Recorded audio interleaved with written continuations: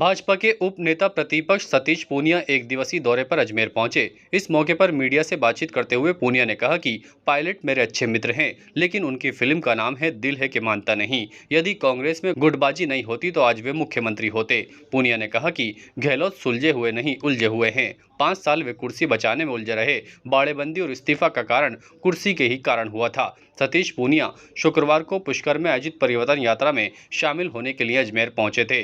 उपनेता प्रतिपक्ष पूनिया ने कहा कि भारतीय जनता पार्टी की परिवर्तन संकल्प यात्रा 4 स्थानों से शुरू हुई, पूर्ण निष्कर्ष के रूप में 200 विधानसभा क्षेत्र तक जाएगी। 18 दिन में पूरी होगी। 25 सितंबर को देश के प्रधानमंत्री नरेंद्र मोदी राजस्थान भर के बूथ स्तर आम लोगों सहित कार्यकर्ताओं को संबोधित करेंगे। इसकी परिणति प्रधानमंत्री मोदी की सभा के बाद होगी। कांग्रेस सरकार के कालखंड को लगभग 5 वर्ष पूरे होने हैं। भाजपा ने सदन और सदन के बाहर मुख्य मुद्दों को प्रमुखता से उठाने का काम किया है। कई ऐसे मुद्दे थे जो प्रादेशिक और स्थानीय मुद्दे थे। पूनिया ने कहा कि भारत के अंतरिक्ष वैज्ञानिकों के ताकत बूते पर भारत ऐसा देश हो गया है जो विश्व में सबसे ज्यादा अंतरिक्ष यान लॉन्च करने वाला स्टेशन हो गया है। दुनिया के तमाम देशों के लोग यहां उनकी लॉन्चिंग के लिए आते हैं। 100 से ज्यादा छलांग लगाने वाला दुनिया में देश है तो वह भारत है। 23 अगस्त को चंद्रयान सफलतापूर्वक भारत के तिरंगे के साथ उतारा तो लोगों में स्वाभिमान पैदा हुआ और हम अब तरक्की के रास्ते पर हैं। अभी तो इस कालखंड में अशोक गहलोत जी बिल्कुल सुलझे हुए नहीं, उलझे हुए जरूर हैं। अब उलझे हुए इसलिए हैं कि पूरे 5 साल वो कुर्सी बचाने में उलझे रहे।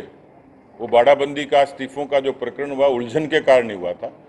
इसलिए इस बार तो मुझे लगता है कि हालांकि पीछे भी जब चुनाव हुए थे तो वही चेहरे होते थे, उन्हीं के चेहरे पर एक बार 56 सीटें आई थी और एक बार तो इतनी दुर्गति हुई कि सीट 21 आई। और अभी भी उन्हीं के लोग कह रहे थे, भले ही वो आज मंत्रिमंडल से बाहर हो गए, लेकिन उनके मंत्रिमंडल में रहते हुए एक मंत्री का बयान था कि हमारी फॉर्च्यूनर जितनी सवारियां आएंगी। इसका मतलब उनकी उलझन पर्याप्त है और राजस्थान की जनता ने उनको व्यक्तिगत तौर पर भी नकार दिया। सचिन पायलट जी की देखिए, वो मेरे अच्छे मित्र हैं, लेकिन उनकी फिल्म का नाम है दिल है कि मानता नहीं। यदि गुटबाजी नहीं होती तो मुख्यमंत्री होते। कांग्रेस में गुटबाजी नहीं होती तो मुख्यमंत्री होते। कांग्रेस में नए नेताओं को अवसर देने की ताकत होती तो वो मुख्यमंत्री होते। इसलिए इस बात को तो खुद ही प्रूव कर रहे हैं। इस यात्रा में मुख्य रूप से तो कार्यकर्ताओं के मनोबल का निर्माण, जैसा आप देखते हैं, और ये तय मानिए कि जब कोई सड़क पर आता है अपना समय लेके, चाहे किसान आए, चाहे जवान आए, चाहे कार्यकर्ता आए, चाहे दलित, वंचित, पिछड़े और महिलाएं आए, उनका सड़क पर आने का एक मकसद है कि इसका मतलब सरकार के खिलाफ कुछ न कुछ तो धुआं है, और धुआं होता है तो आग भी होती है।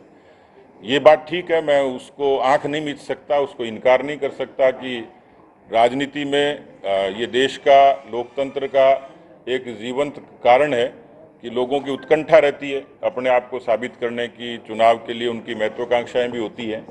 उसको कोई मर्यादाओं में नहीं बांधा जा सकता कि नहीं आप टिकट मत मांगिए, आप आइए मत।